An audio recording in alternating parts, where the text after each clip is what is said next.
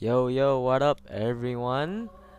I am back here with another video commentary, and this is between ffswowsucks and Mengsk. I'm not very familiar with these two players, but I have seen on teamliquid.net that this is a recommended replay, and I've been told that this is a very intense replay, and yeah, let's just see what's gonna go on here. I'm not used to commentating other people's replays. Well, I'm not used to commentating at all, so please bear with me.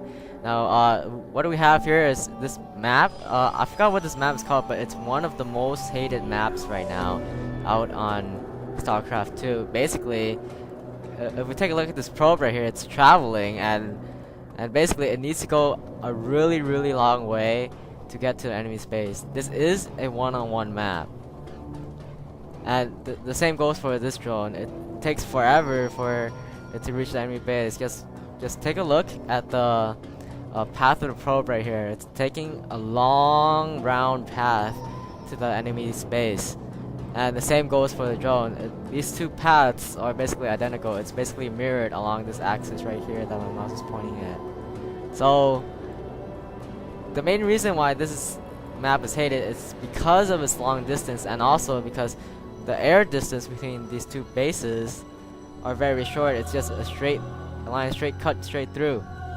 And also note that there are the natural expansions are fairly far away from the starting base. So if you want to get one out here, and if you want to defend it, then it's going to be fairly hard if the enemy decides to put up some sort of proxy pylon or a Nidus canal nearby. So that's going to be a big concern for these two players here. And just nothing out of the ordinary so far. Everything's standard, and yeah, everything's standard. Protoss getting a gas and 2 pylons gateway. Let's see here.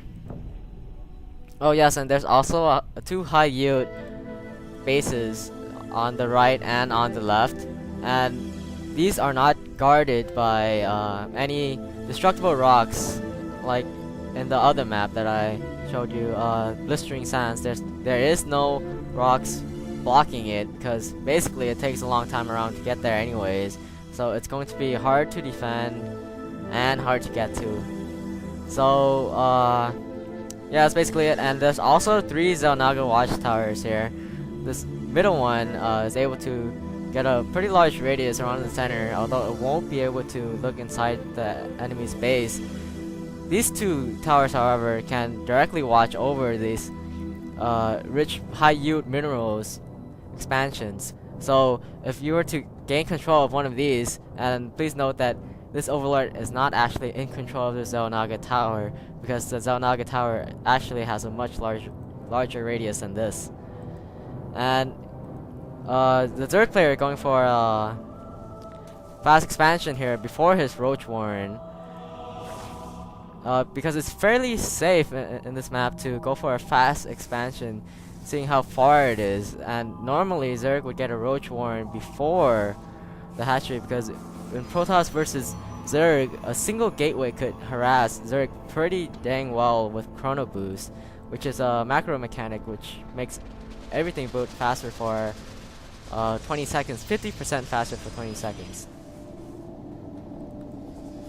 So we don't see any upgrades going on right now for the Zerg player. So the Zerg players, and look here, 2 Zealots able to just kill all of these Zerglings here, forcing the Zerg player to make more army, and the hatchery actually in very low HP. So the Zerg player has to be careful here, or else this hatchery will be taken down, and these roaches should be able to do the job against these Zealots. But look at these Zealots. These Zealots, even giving these roaches a hard time damaging that roach till it reaches half HP, and now these roaches are going to head out. And please note that these roaches are very slow when they're off creep, and they actually do have a speed upgrade here, which does considerably increase the amount of speed.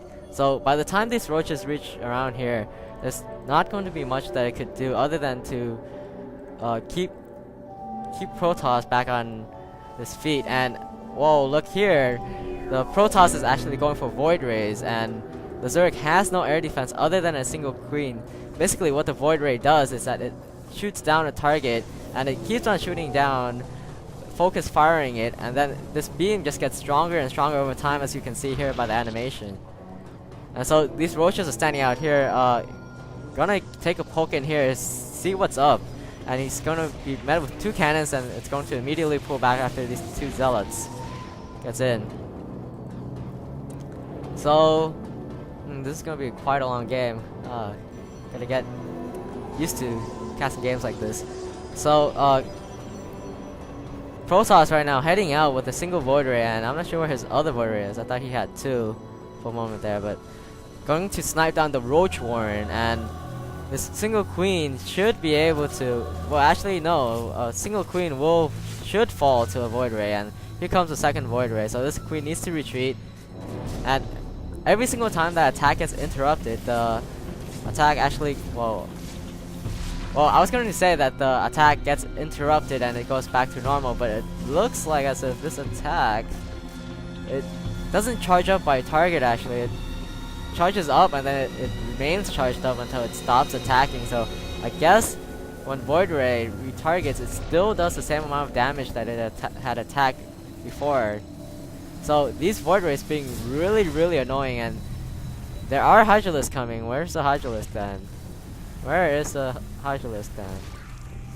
Well, anyways, Hydralisk popping out, and oh, that's weird. I can't even find the Hydralisk then. Am I just being a noob here, or what? Where'd those Hydralisks come from? Oh, it must have been built earlier and probably got shot down by one of those Void Rays. So sorry for sounding like a noob there for a moment, but here we go. Protoss getting an expansion after seeing that the Zerg player has an expansion, because basically now in StarCraft 2, unlike StarCraft 1, the 2 base Zerg can be very powerful, unlike back then where every Zerg basically needs to be 1 up on a base against a Protoss, and right now 2 base against 2 base, Protoss versus Zerg is actually pretty even. And let's see here, and more Zealots warping in. Warp gates are in play now. I didn't watch when the warp upgrade was, but back then warp gates were basically used like all the time, and now they nerfed it. I believe doubling the time that it takes to make a warp gate. So back then, Protoss proxies were very widely used, and so yeah. And transferring these probes here onto the space, most of the times StarCraft in StarCraft 2 you would transfer, like just make mass probes right here while your expansion is going up, and then just transfer like 7 or 8 probes so that it'll gather 1 on each, because every single time a probe stacks on a single mineral, then it will gather slower. And oh my god, my stream is StarCraft 2 just froze out of nowhere, and I think my fraps did too. Okay, there we go. Alright, so High Templar are going into play here, and High Templars are very powerful casters with Sonic Storm, just like they were in StarCraft 1, and some may argue that it's even more powerful in this game, because Zerg units tend to clump up a lot more in this game than the last game, because the Zerg units just push each other, and they just push each other, clump up together. And right here we see 2 evolution chambers here with missile attack upgrade, and I assume that this will be armor or perhaps melee attack, most likely armor because he's going for a heavy range build here. And if the Protoss player doesn't upgrade alongside with the Zerg, then he will find himself very overwhelmed later on, because a single upgrade could make all the difference, because StarCraft 2, it's all about mass armies, massive armies against each other, and a single upgrade with just 1 more point in attack can make the difference. And we can see here an Overseer coming out, perhaps wanting to set up a Nidus Canal to shorten this distance of travel here. If he wants to be that aggressive, he could do that. And